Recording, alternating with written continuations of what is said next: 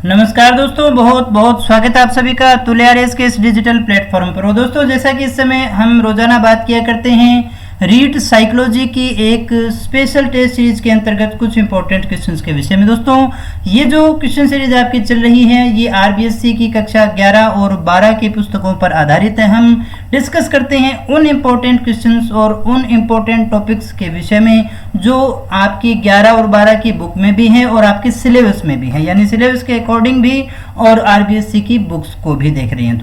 तो दोनों तरफ से हमने इसको कॉमन जो भी टॉपिक है उनको ले लिया है और मुझे उम्मीद है कि ये क्लासेज आपके लिए लाभदायक साबित हो रही है। तो चलिएगा टेस्ट को शुरू करें। और टेस्ट को शुरू करने से पहले अगर अभी तक आपने वीडियो को लाइक नहीं किया है तो कर दीजिएगा, और चैनल को सब्सक्राइब नहीं किया है तो भी कर लीजिएगा, क्योंकि इस तरह के क्वालिटी एजुकेशन वीडियो केवल और केवल आपको यहाँ इसी चैनल पर मिलते हैं। तो चलिएगा शुरू करें आज के पहले प्रश्न को। तो पहला हमारा प्रश्न है इरोस। ये एक शब्द है इरोस। इरोस का संबंध किसके साथ में है? जीवन की मूल प्रवृत्ति से, मरण मूल प्रवृत्ति से, भय मूल प्रवृत्ति से, या फिर प्राकृतिक मूल प्रवृत्ति से? दोस्तों, क्या है हमारा सही आंसर? फटाफट से कमेंट करके बता दीजिएगा।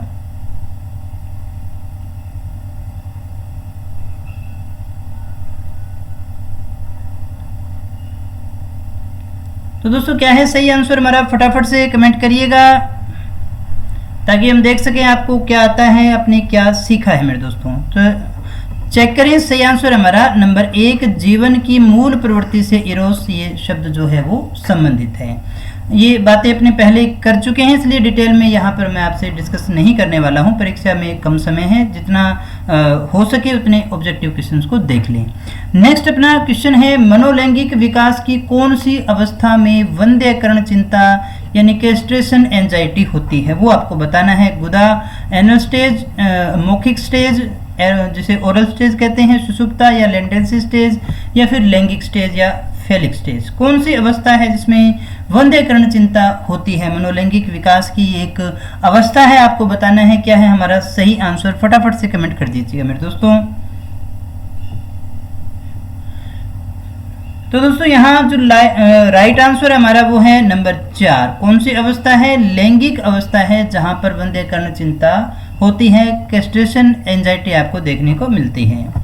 तीसरा हमारा प्रश्न है फ्रॉइड के मनोलैंगिक विकास सिद्धांत के अनुसार मुख्य अवस्था की आयु सीमा क्या है? इनमें से आपको बताना है कि मुख्य आयु सीमा जो है वो क्या है, मुख्य अवस्था की आयु सीमा क्या है। जन्म से 1 वर्ष है, जन्म से 2 वर्ष है, जन्म से 3 वर्ष है, या जन्म से 7 वर्ष है? मेरे दोस्तों, फटाफट से कमेंट करके बता दीजिएगा।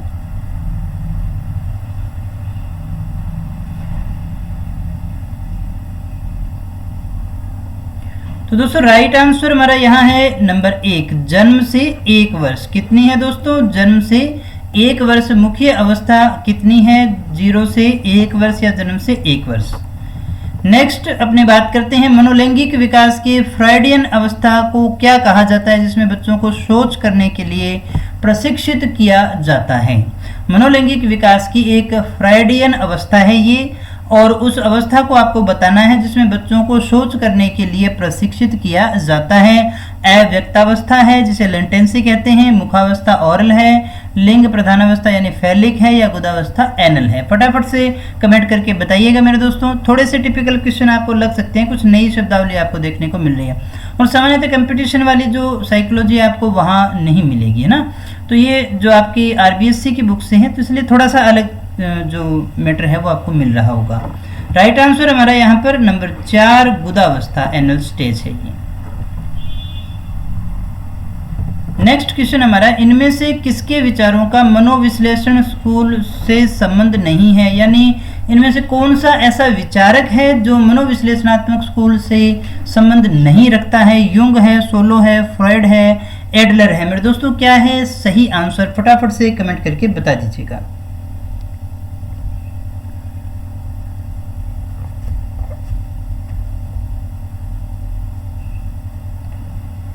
तो दोस्तों, राइट आंसर हमारा यहाँ है नंबर 2 सोलो जो है, इनका मनोविश्लेषणात्मक स्कूल से कोई संबंध नहीं है, यही हमारा सही आंसर है। नेक्स्ट क्वेश्चन अपना फ्रॉइड के मनोविश्लेषण सिद्धांत के अनुसार गुप्त अवस्था की आयु कौन सी है? 1 से 2 वर्ष, 2 से 5 वर्ष, 5 से 12 वर्ष या फिर 12 वर्ष के पश्चात। क्या है दोस्तों सही आंसर, फटाफट से कमेंट करके बता दीजिएगा।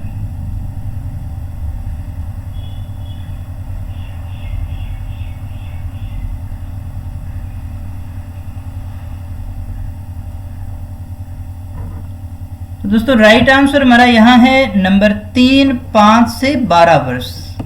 क्या है दोस्तों सही आंसर, गुप्त अवस्था कौन सी मानी गई है, 5 से 12 वर्ष मानी गई है। नेक्स्ट क्वेश्चन है, कभी कभी बच्चे माता पिता दोनों से अलग होते हैं, ऐसा किस नियम के कारण होता है? इसमें से आपको बताना है। जैसे हम कहें कि जो माता पिता हैं उनसे अलग आपको देखने को मिलेंगे, यानी गुण उनसे अलग होते हैं। पृथक्करण, विविधता, प्रभुत्व, प्रतीपगमन, यानी माता पिता दोनों के ही गुण नहीं हैं, तो ऐसा होता है दूसरे नियम के कारण, जिसे हम विविधता का नियम कहते हैं। क्या नियम कहते हैं दोस्तों? विविधता का नियम। आगे बढ़ते हैं, बाल विकास प्रभावित होता है, या ये हम कहें बालक का विकास प्रभावित होता है वंशानुक्रम से, वातावरण से, दोनों से, या इनमें से किसी से भी नहीं। बहुत अच्छा है, इंपॉर्टेंट क्वेश्चन है दोस्तों, फटाफट से कमेंट करके बता दीजिएगा।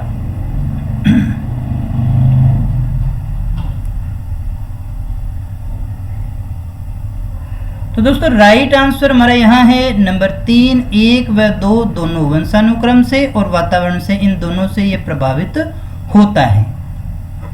आगे बढ़ते हैं अगले प्रश्न की तरफ। आंख के रंग को कौन सा कारक प्रभावित करता है, यानी आंखों का जो कलर है वो किस कारण से होता है, उसको प्रभावित करने वाला कारक कौन सा है? वातावरण के कारण लाल हो जाता है, हार्मोन्स के कारण होता है, रक्त के कारण होता है, या फिर आनुवंशिकता के कारण होता है? फटाफट से कमेंट करके बता दीजिएगा दोस्तों।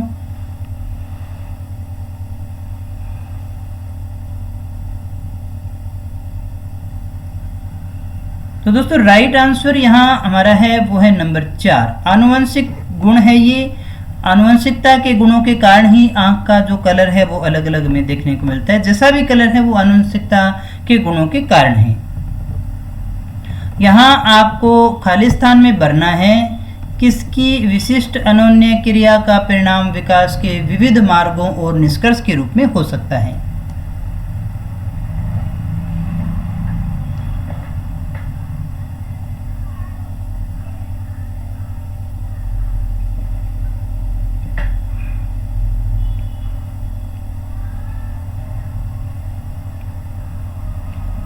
दोस्तों राइट आंसर हमारा नंबर 3, वंशानुक्रम और पर्यावरण, या फिर हम कहें वातावरण, है ना। यहाँ पर हम लिखेंगे वंशानुक्रम और दूसरा है वातावरण या फिर पर्यावरण, कुछ भी लिखें, कि विशिष्ट अनोन्य क्रिया का परिणाम विकास के विविध मार्गों और निष्कर्ष के रूप में हो सकता है।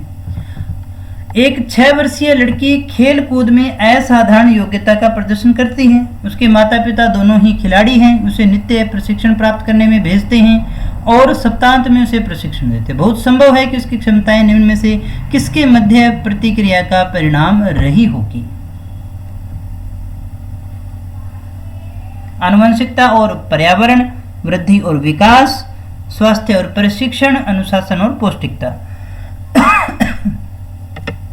क्या है दोस्तों राइट आंसर हमारा? फटाफट से कमेंट करके बता दीजिएगा। तो दोस्तों यहाँ राइट आंसर हमारा है नंबर 1, आनुवंशिकता और पर्यावरण। अब चूंकि देखो माता पिता दोनों ही खिलाड़ी हैं, तो वहां से उसे आनुवंशिकता में ये गुण मिलेगा। दूसरा कि उसका माहौल भी कैसा है, नित्य प्रति प्रशिक्षण होता है ना, सप्तांत में प्रशिक्षण भी होता है, तो सारी सुविधाएं उसको मिल रही हैं, सारी उसके माहौल में वही चीजें हैं।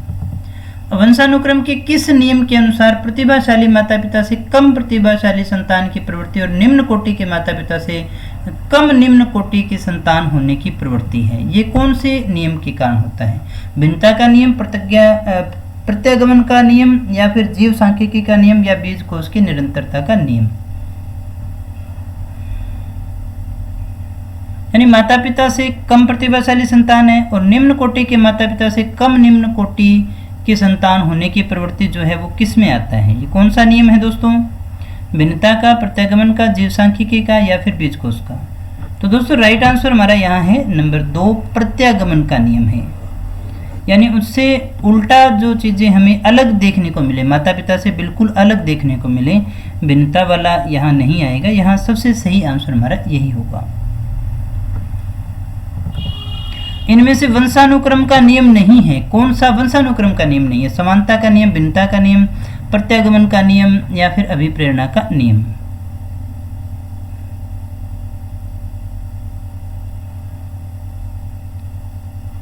तो दोस्तों राइट आंसर हमारे यहाँ हो जाएगा नंबर 4, अभिप्रेरणा वंशानुक्रम का नियम नहीं है। माता पिता के समान होना, माता पिता से भिन्न होना, माता पिता से विपरीत गुण आ जाना, प्रत्यागमन, ये चीज़ें हमें यहाँ देखने को मिलती हैं। ये सारे के सारे जो हैं वो वंशानुक्रम के नियम हैं, लेकिन अभिप्रेरणा नहीं है। अगला हमारा प्रश्न है, आनुवंशिकता की इकाई इनमें से कौन सी है? फटाफट से कमेंट करके बता दीजिएगा। क्रोमोसोम है, निषेचित अंडा है, जीन है, युग्मनज है।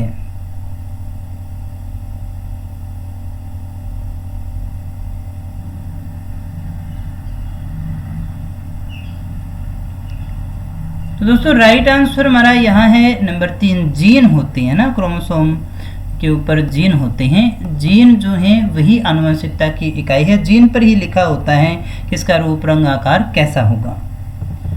मानव युग्मनज में शामिल होते हैं। एक मानव का युग्मज जो है उसमें 23 जोड़ी गुणसूत्र होते हैं, 21 जोड़ी गुणसूत्र होते हैं, 46 जोड़ी गुणसूत्र होते हैं या फिर 42 जोड़ी गुणसूत्र होते हैं।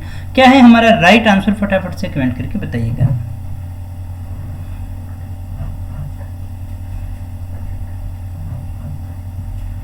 तो दोस्तों राइट आंसर यहाँ है नंबर 1, यानी कि 23 जोड़े गुणसूत्र होते हैं। 23 गुणा 2 बराबर 46 गुणसूत्र होते हैं एक मानव युग्मज में। मानवों में जीन स्थित होता है, कहाँ पर स्थित होता है जीन? कोशिका द्रव्य पर, राइबोसोम में, कोशिका झिल्ली में, गुणसूत्र में, कहाँ पर होता है मानव में जीन?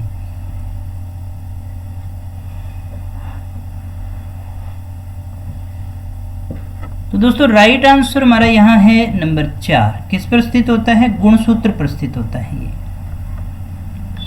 आगे बढ़ते हैं अगले प्रश्न की तरफ। किसी की नाक का आकार निर्धारित होता है। किसी भी व्यक्ति का नाक का जो आकार है छोटा बड़ा है, ये किस पर निर्धारित है? भूगोल पर, पर्यावरण पर, आनुवंशिकता पर या फिर समाज पर?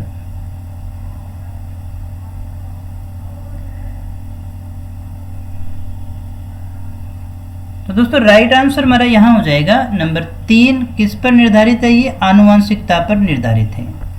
आगे बढ़ते हैं अगले प्रश्न की तरफ। जिन घरों में माता पिता और बच्चों का संबंध अच्छा नहीं होता है वो बच्चे होते हैं आवेशित होते हैं, बहुत अच्छे बौद्धिक नियंत्रण वाले होते हैं, सामाजिक भागीदारी में सफल होते हैं, दूसरों के प्रति असहिष्णु होते हैं। क्या है हमारा राइट आंसर? फटाफट से कमेंट करके बता दीजिएगा।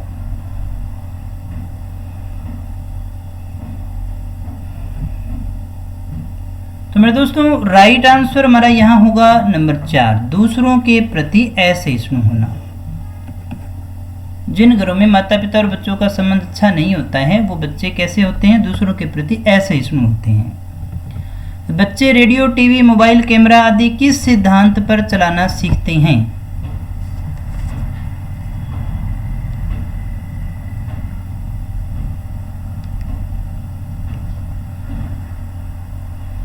प्राचीन अनुबंधन सिद्धांत के आधार पर, नैमित्तिक अनुबंधन के आधार पर, सामाजिक अधिगम के आधार पर, अव्यक्त अधिगम के आधार पर?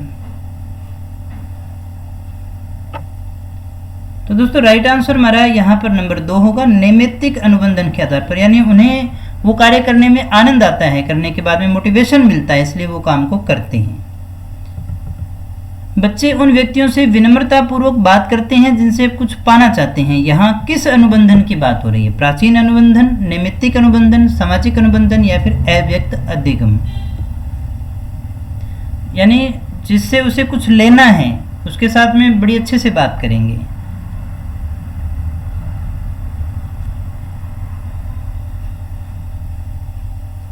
तो दोस्तों ये हमारा सही आंसर होगा, इसका नंबर 2, नैमित्तिक अनुबंधन पर ये आधारित होता है, यानी कार्य करने के बाद में उसको मोटिवेशन मिलता है। इनमें से कौन सा द्वितीयक पुनर्बलन की श्रेणी में आएगा? भोजन, पानी, ऑक्सीजन, श्रेणी?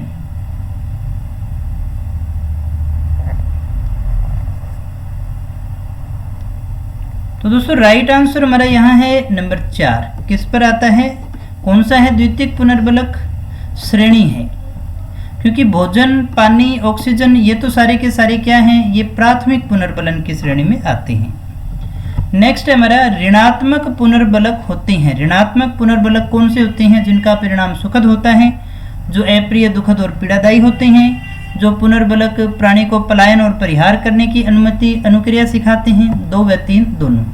ऋणात्मक पुनर्बलक कौन से होते हैं दोस्तों?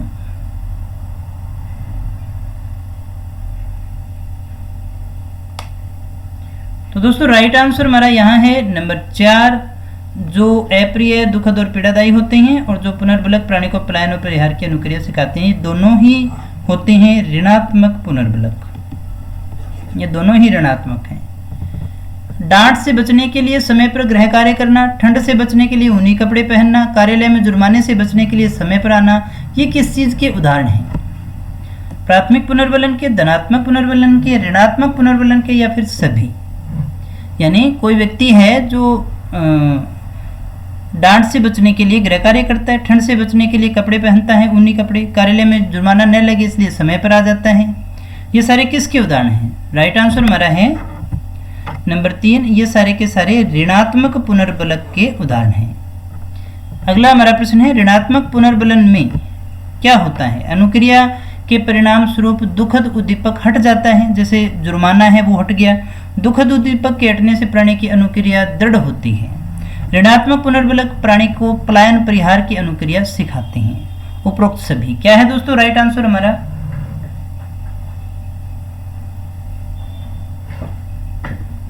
राइट आंसर हमारा नंबर 4 है। ये सारी ही बातें सही हैं। नेक्स्ट क्वेश्चन हमारा क्रिया प्रसूत, जिसे अपने नैमित्तिक अनुबंधन अनुसंधान के बाद भी कहते हैं, उसके बाद में थार्नडाइक ने कौन सा नियम दिया था? अभ्यास का नियम, तत्परता का नियम, प्रभाव का नियम, या फिर जीने का नियम? देखिए दोस्तों, क्रिया प्रसूत अधिगम क्या था? इसके कुछ क्वेश्चन हमने पहले भी देखे हैं ना। यानी किसी कार्य को करने के बाद में कोई बल प्रदान करने वाला उद्दीपक मिल जाए तो उस कार्य करने की दर जो है वो बढ़ जाती है। जैसे अभी हमने एक क्वेश्चन देखा था कि कोई बालक उस किसी से कुछ करवाना चाहता है, उसे कुछ लेना चाहता है, उसके पास में बड़ा विनम्रता का व्यवहार करता है, उसके बाद में उसे कुछ मिलता है दोस्तों। तो दोस्तों यहाँ सही आंसर हमारा होगा नंबर 3, प्रभाव का नियम। यानी जिस कार्य का प्रभाव अच्छा होगा, जैसे हमने यहाँ ये भी देखा था ना, एक और ऐसा ही क्वेश्चन था नैमित्तिक अनुबंधन का, जिसमें हमने ये कहा था कि मोबाइल चलाना, टीवी चलाना क्यों से? क्योंकि मोबाइल टीवी चलाने के बाद में उसको आनंद की प्राप्ति हुई, उसके अनुभव कैसे हैं? सुखद है। यानी जिन कार्यों का प्रभाव अच्छा होगा वो हम करना सीख लेंगे, जिनका प्रभाव खराब होगा हम उन्हें करना नहीं सीखते हैं। ये थार्नडाइक ने प्रभाव का नियम दिया था। किस अनुबंध में सीखना अनुक्रिया के परिणामों पर आधारित होता है?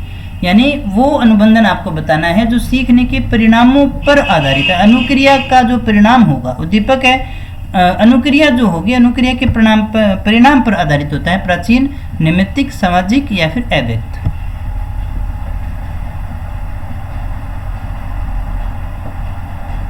दोस्तों राइट आंसर हमारा यहाँ होगा नंबर 2, नैमित्तिक, यानी क्रिया प्रसूत है ना, उसमें अनुक्रिया के बाद में बल प्रदान करने वाला उद्दीपक मिलता है, यानी अनुक्रिया के परिणाम पर आधारित होता है।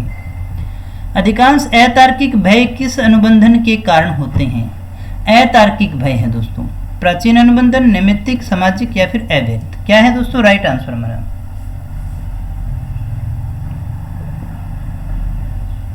तो दोस्तों राइट आंसर हमारा है नंबर 1, प्राचीन अनुबंधन के कारण होता है ना। जैसे कोई बच्चा है साइकिल के पास में जाता है और उसकी साइकिल का टायर फट जाता है धमाके के साथ में, तो उसका एक प्रकार से एक भय का अनुबंधन उसके साथ में हो गया, साइकिल के साथ में, वो फिर साइकिल के पास में नहीं जाता है। ये जो प्राचीन अनुबंधन पावलोव वाले हैं वो उसी श्रेणी में आते हैं। अच्छे से पढ़ी हुई है सारी चीजें दोस्तों हमारी। अब तो रिवीजन का समय है। पुनर्बलन की संख्या तथा गुणवत्ता बढ़ने से क्रिया प्रसूत अनुबंधन की गति व दृढ़ता में होती है। यानी पुनर्बलन बढ़ाओगे तो गुणवत्ता क्या होगी? क्रिया प्रसूत अनुबंधन की गति बढ़ेगी या क्या होगा? उसमें कमी होगी, अपरिवर्तित रहेगी, क्या होगा? सही आंसर है। तो दोस्तों राइट आंसर हमारा यहाँ हो जाएगा नंबर 2, वृद्धि होगी। क्या होगी? इससे वृद्धि होगी। अगला हमारा प्रश्न है किस पुनर्बलन अनुसूची में वांछित अनुक्रियाओं पर कभी पुनर्बलन उपलब्ध करवाया जाता है? सतत पुनर्बलन अनुसूची, आंशिक, विलंबित या फिर इनमें से कोई नहीं। किस पुनर्बलन अनुसूची में वांछित अनुक्रिया जो हम चाहते हैं,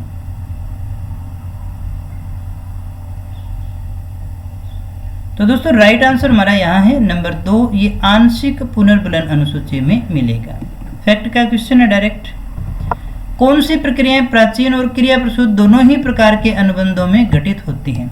यानी आपको बतानी है ऐसी प्रक्रियाएं जो दोनों में होती हैं, प्राचीन अनुबंधन में और क्रिया प्रसूत में भी हैं। विलोप, सामान्यीकरण और स्वतः पुनः प्राप्ति।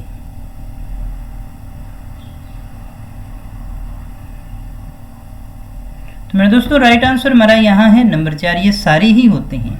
जैसे कुछ समय बाद में मान लीजिएगा क्रिया प्रसूत हो चाहे प्राचीन अनुबंधन था, उसमें वो अनुबंधन जो है उसके साथ में उद्दीपक को हम हटा लें कुछ समय बाद में तो विलोप हो जाता है।